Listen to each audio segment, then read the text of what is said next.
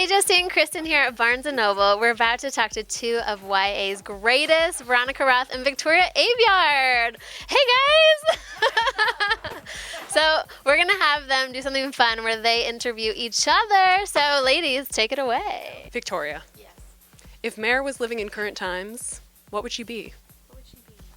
She would probably be a protester every single weekend. Okay. So, Veronica, which character from Divergent would be most fun to write into Carve the Mark? I feel like Triss is still the most interesting one. She's so adaptable. I feel like it would be fun to see how she would react to all of the stuff going on in the galaxy and to this new situation, and I think she would take to it. So. Yeah. What is your favorite red or silver ability? My favorite superpower of all time is time travel, but nobody has that yet because I don't want to deal with it. Yep. So I guess my favorite would probably be the new blood who can see every piece of the future, not just the immediate future, but every path that people walk. So in Carve the Mark, which character's current gift do you think carries the biggest burden?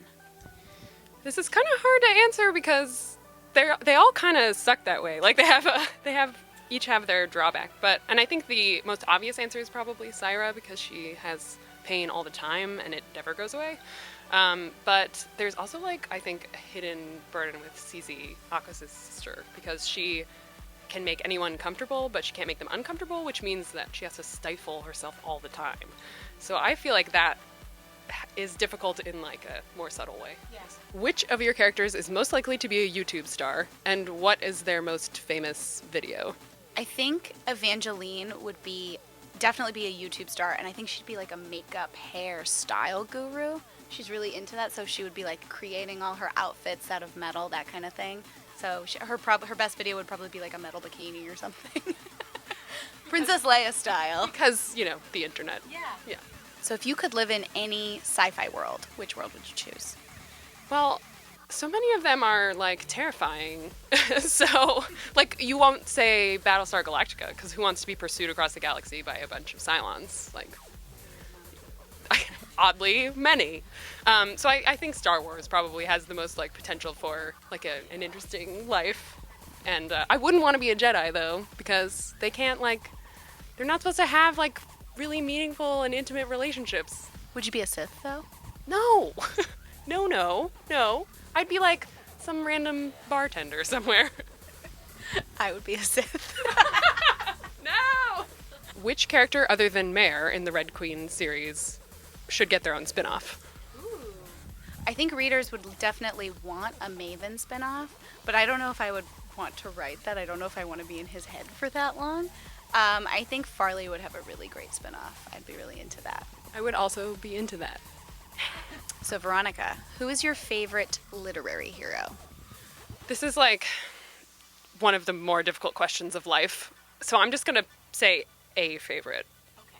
Okay. So I really love Lyriel from Garth Nix's Abhorsen books. She is a librarian called to adventure, and she rises to the challenge. And she doesn't feel like she belongs, but she finds her own path, and it's great. Yay!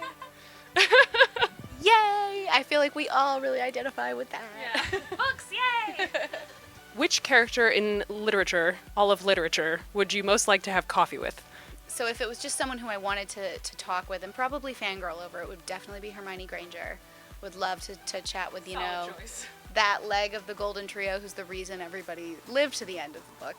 And then in terms of someone who I would want to guide me and help me and maybe, give me some magical stuff would probably be Gandalf. But the gray, not the white. The white is way too serious. He's alarming. He is, yeah. What is a guilty pleasure you will never give up? I gotta tell you, I do not believe in guilty pleasures. So I don't believe in feeling bad for the things that you enjoy. But something that other people try to make me feel guilty about, I guess, is just listening to mostly pop music. I'm not gonna give that up. Shouldn't have to. I'm pretty sure there's a bunch of pop songs about never giving it up. Victoria, you have a new book out. I do. Tell us about it. Okay, so the new book that I have out is called King's Cage. It's right here. And it's the third book in the Red Queen series, which is following Mare, a red-blooded girl who discovers she has superhuman powers that only the Silverbloods should have, and she's sort of forced into this other world because of it. Carve the Mark has been out for a few weeks now. Would you like to give us a little details about what this book actually is about? Well, it's set in space, and it is about a young man named Akos who is kidnapped with his brother, and he's taken to an enemy country. And while he's there, he meets Syra, who has plenty of struggles of her own. And they think they could maybe help each other, but they're not sure if they can overcome like this huge history of like tension between their cultures. Hi, I'm Victoria Aveyard, and my new book, King's Cage, is out now. Hi, I'm Veronica Roth, and my book, Carve the Mark, is out now. For more, go to JustineMagazine.com.